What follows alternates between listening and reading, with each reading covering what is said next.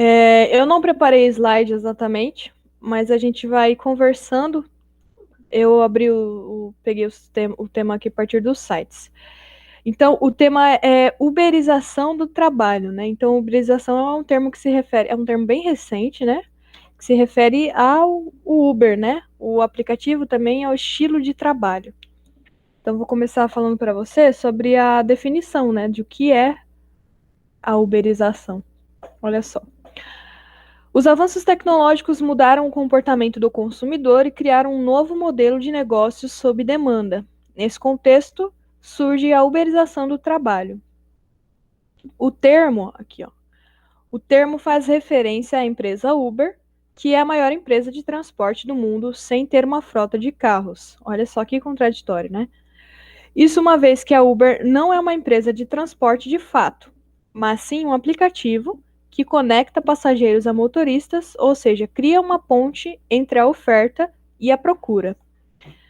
Assim como a Uber, diversas empresas de tecnologia, por meio de aplicativos, fazem a mediação entre clientes e prestadores de serviço, sejam motoristas, entregadores, babás, faxineiras, cuidadores de idosos, professores, entre outros.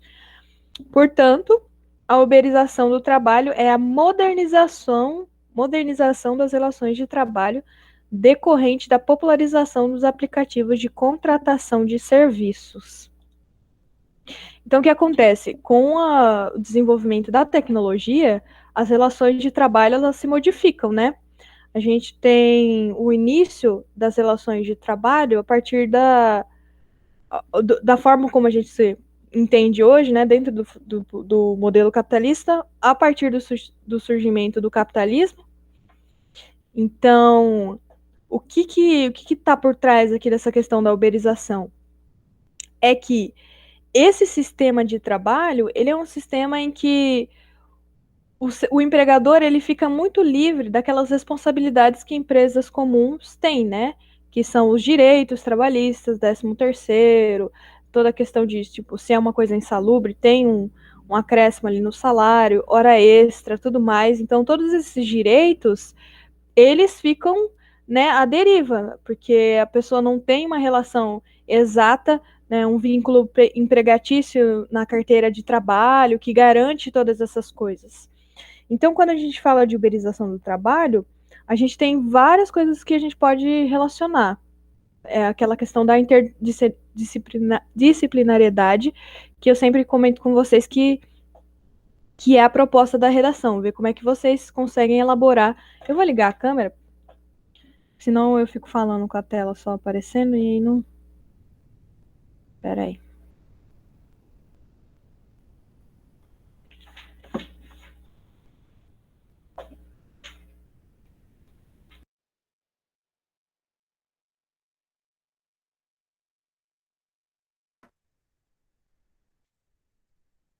Pronto.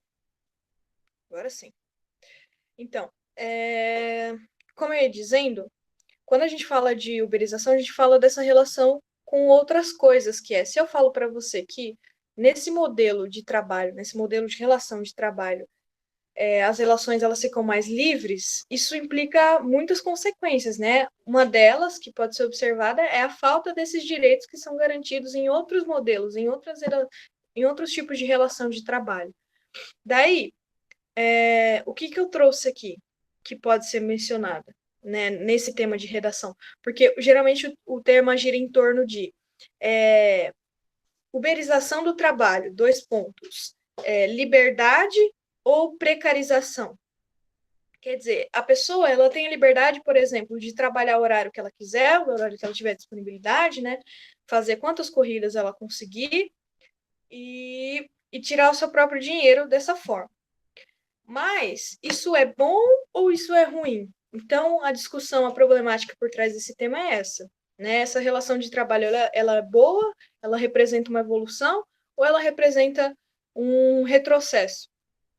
Olha só, quando a gente pensa na história da criação da CLT, que é a consolidação das leis do trabalho, a gente volta num período histórico do governo do Getúlio Vargas. O Getúlio Vargas, ele foi o presidente que trouxe essas melhorias em relação ao trabalhador, né? Então, ele trouxe essas leis que antes não existiam. Então, olha só. No dia 1º de maio de 2013, a consolidação das leis do trabalho completaram 70 anos. Olha só.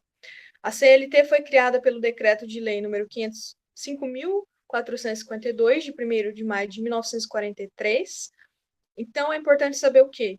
Que a CLT foi criada no dia 1º de maio, que dia é esse? É o dia do trabalho, né? De 1943. Em 1943, governo de Getúlio Vargas. Então, foi sancionado pelo Getúlio Vargas durante o período do Estado Novo. Outra coisa importante, então, CLT, 1943, 1º de maio, né, que é o feriado, durante o Estado Novo. Então, a consolidação foi assinada pelo então presidente no estádio de São Januário, o Clube de Regatas Vasco da Gama, que estava lotado para comemorar o feito. 2 anos antes, em 1941, Getúlio havia assinado a criação da Justiça do Trabalho. Então, 2 coisas importantes aí, a CLT e a criação da Justiça do Trabalho, no mesmo local e mesmo dia do ano.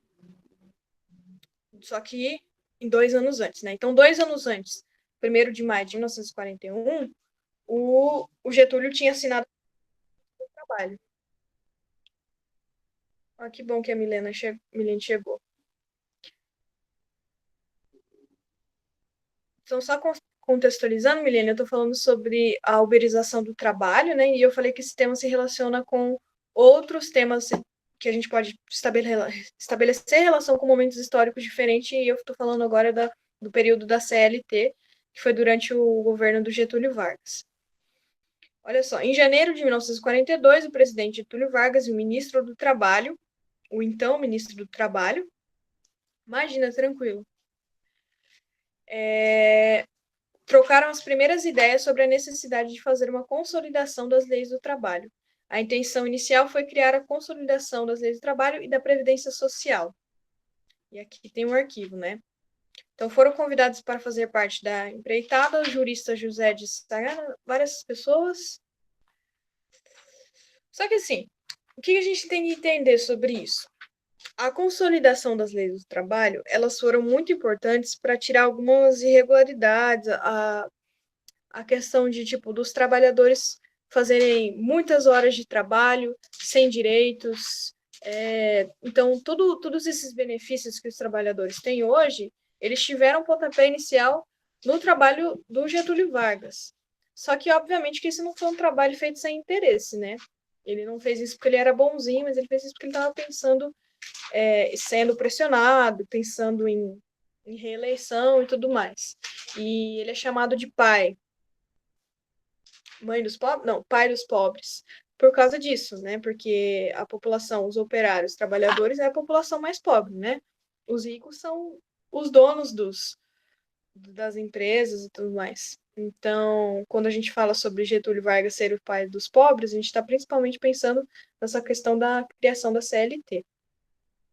Então, quando a gente fala sobre uberização, são pessoas que trabalham com essa liberdade de escolher horário, de fazer contas corridas, mas sem essa garantia tão importante que é a carteira registrada, né?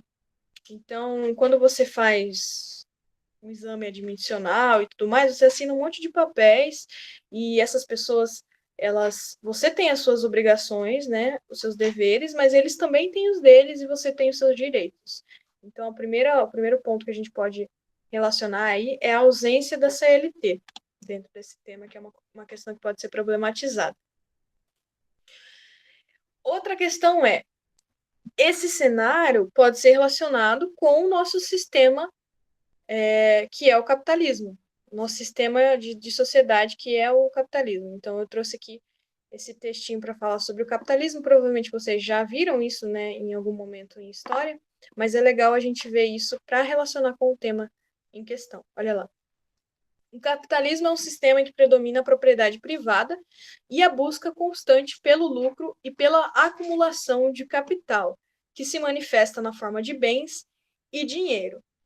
Ok, então, o sistema capitalista, ele sempre vai pensar em obter lucro e adquirir mais e mais. Então, as pessoas que são ricas, elas não estão satisfeitas, mas elas querem ainda mais. E esse é um sistema que não faz questão de valorizar as pessoas que estão embaixo para que elas subam, mas ela quer manter uma parte da população embaixo, nessa base mesmo, enquanto a outra está cada vez mais alta e cada vez mais distante, as duas. Né? Então, quando a gente pensa em uberização, são pessoas ricas, muito ricas, que são donas desses aplicativos que têm esses serviços. Então, tipo, iFood também é um tipo de relação de trabalho dentro da mesma cadeia da uberização. Essas pessoas, quando elas dão esse tipo de emprego, elas têm o lucro delas e elas tiram a responsabilidade delas de garantir esses direitos a essas pessoas. Então, percebe como que se relaciona com o capitalismo? É a lógica do capitalismo. As pessoas com dinheiro ter cada vez mais dinheiro, adquirir mais, acumular capital, enquanto uma população ela trabalha sobre condições cada vez mais precárias, com a sensação, isso é uma coisa muito importante de ressaltar, a sensação de liberdade e de que você está sendo um microempresário, porque eu sou dono do meu próprio negócio, porque eu tenho um carro e sou Uber. É uma ilusão, né, que a gente tem. Porque você pensa assim, pelo menos eu não estou no escritório preso no horário comercial. Eu não tenho que trabalhar das 8 às 6 da tarde. Eu posso trabalhar das 6 às 9, posso trabalhar um pouco de madrugada, um pouco de manhã. Eu faço meu horário. Mas até que ponto essa liberdade é uma liberdade saudável e que beneficia de fato a pessoa? Porque eu sei de muitas pessoas que acabam mais se endividando com esses aplicativos do que ganhando renda suficiente. E acaba sendo também um processo ali de subsistência. Ou seja, eles não vão trabalhar exatamente, não tem uma garantia, né? Não tem esse cuidado que uma carteira registrada proporciona. Por mais problemático que seja, mesmo tipo um salário mínimo, a gente sabe que é muito pouco e que as coisas estão caras.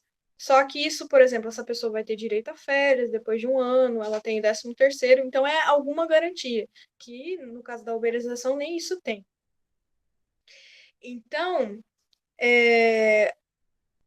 a uberização, ela causa essa sensação de liberdade, só que existem muitos pormenores aí por trás. E esses pormenores estão principalmente relacionados à lógica capitalista, que é essa lógica que beneficia um grupo específico. Então, se vocês forem procurar informações sobre qual é a população, quantas pessoas detêm as maiores quantidades de capital, são poucas pessoas, enquanto milhares de pessoas passam fome em vários países, inclusive no Brasil, onde a gente encontra cenários ainda de crianças que são escravizadas e outras coisas, pessoas que têm dinheiro como se fosse infinito, sabe? Como se eles tivessem plantas que nasce dinheiro, de tanto dinheiro que eles têm e que nunca vai acabar. Então, a uberização está baseada na lógica capitalista, que surge ali, ó, a base para a formação, consolidação e continuidade do sistema capitalista é a divisão da sociedade em classes.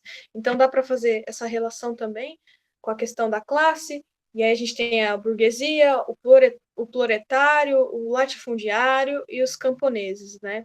Então, é uma relação hierárquica, onde existem pessoas no topo, existem pessoas no meio e existem pessoas bem embaixo. E o que acontece? Outra coisa que dá para ser citada também, e que também tem relação com o capitalismo, é a questão da globalização, que é essa coisa de como é que surgem esses aplicativos, né, para fazer essa questão de prestação de serviço. Surge a partir do processo de globalização, que é essa relação que vai se estabelecendo cada vez mais próxima entre países. Antes, por exemplo, para eu me comunicar com alguém que estava em outro país, eu tinha que mandar uma carta, isso bem antes, né?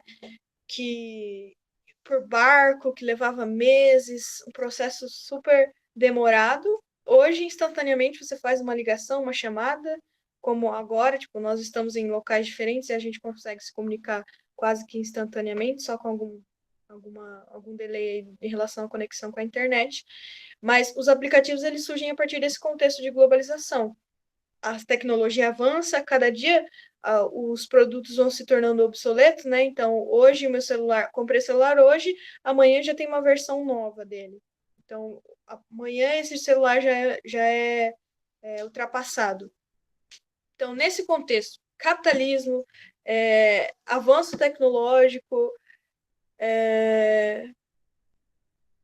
a gente pensa assim, bom, se tem tanta coisa boa acontecendo, porque o avanço tecnológico é algo bom, a gente tem essas relações mais próximas e tudo mais, só que aí dá para vocês fazerem um contraste também em relação a isso. Olha só, a gente tem avanço em tantos sentidos, mas quando se trata do trabalhador, que na lógica, né, da burguesia seriam os camponeses, essa relação continua existindo, porque a classe ela ainda está muito bem definida e ela continua sendo botada lá para baixo, mas agora a diferença é que você dá a sensação para essa pessoa que você está deixando ela fazer o que ela quer com a vida dela.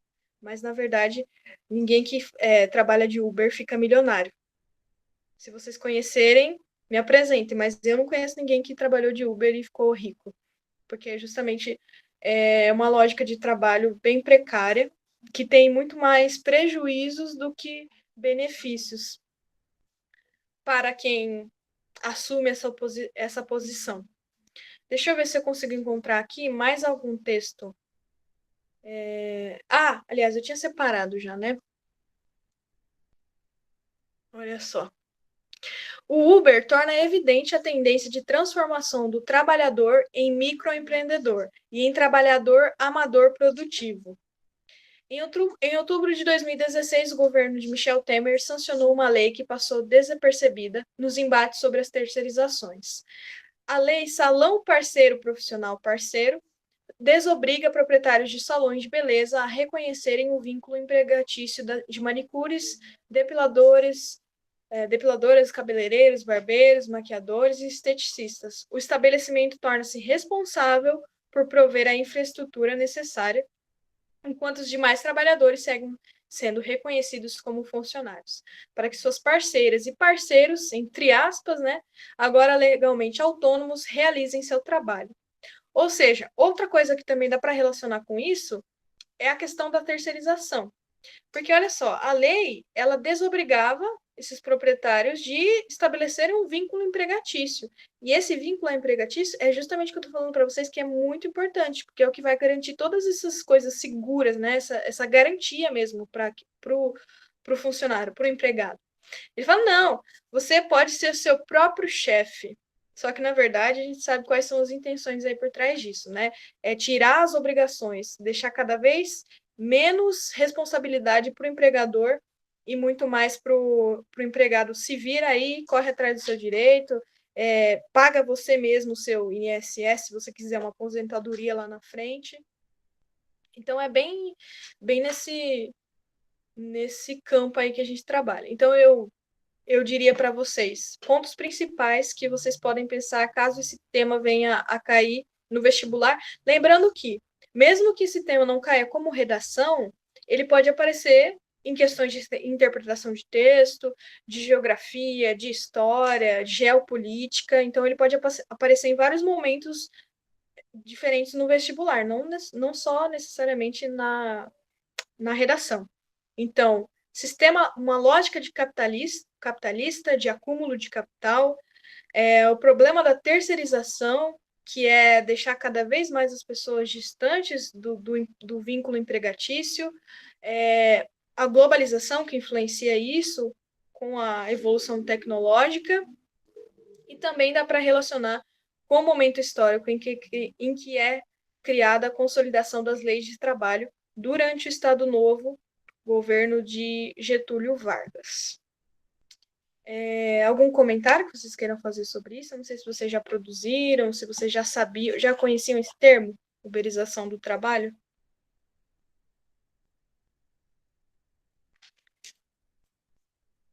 É interessante, né? Pensar, tipo, é um novo modelo de relação de trabalho, falar uberização do trabalho.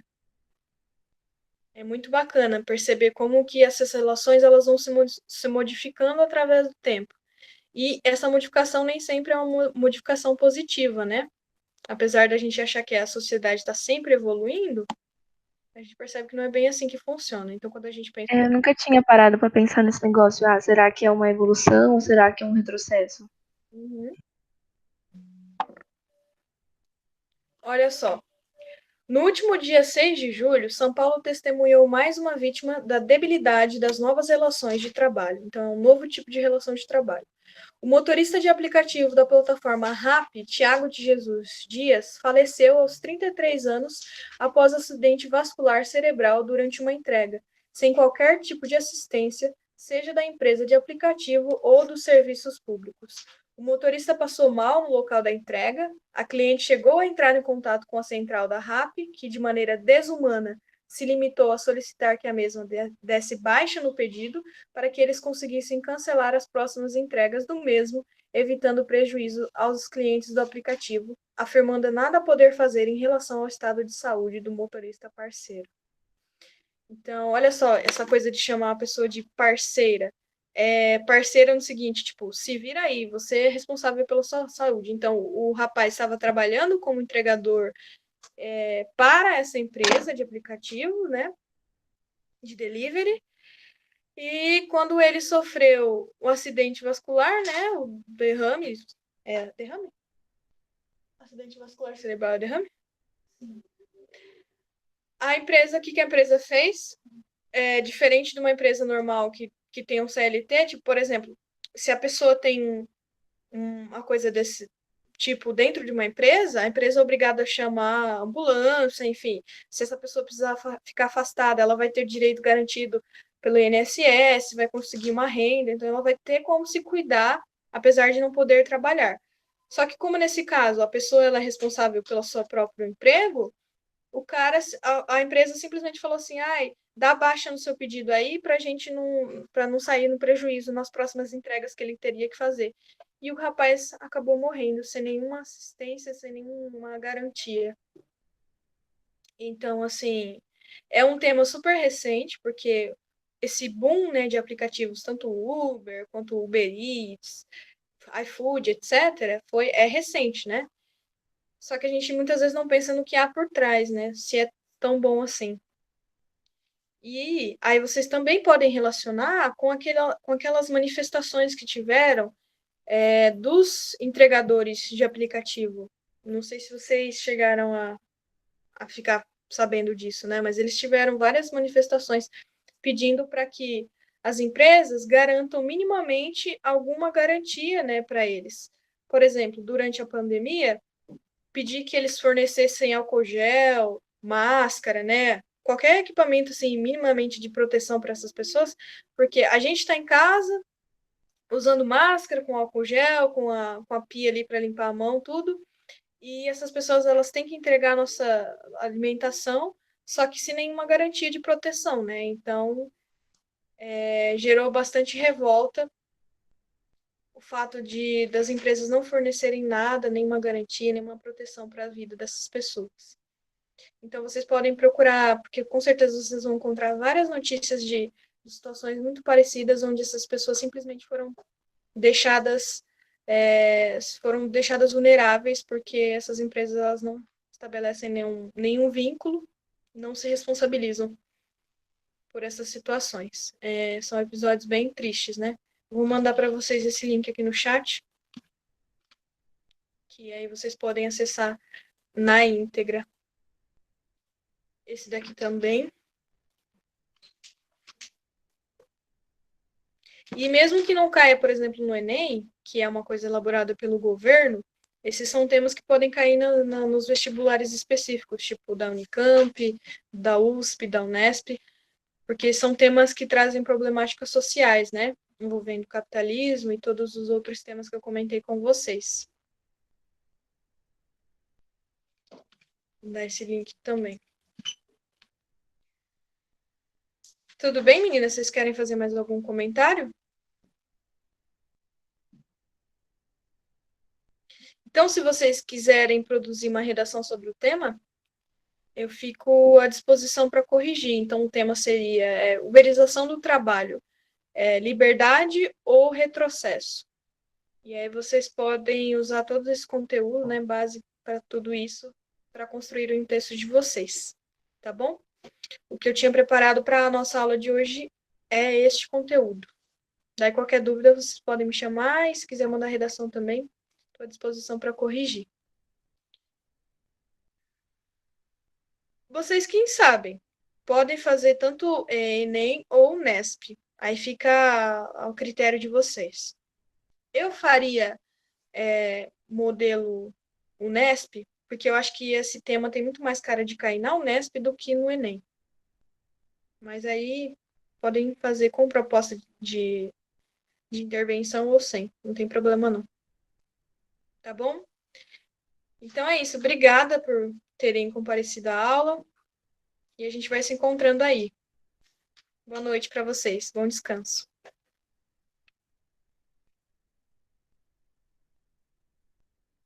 Vou mandar o bolo para você, Alane, pode deixar. Não, mas aí você tem que mandar em Piratininga, porque eu não vou estar em casa. Piratininga, tá bom. Depois você me passa o endereço. Eu não sei, eu vou estar na casa do meu irmão, não tenho ideia do endereço. Tá certo. Isso, manda um pedaço para a Milene também.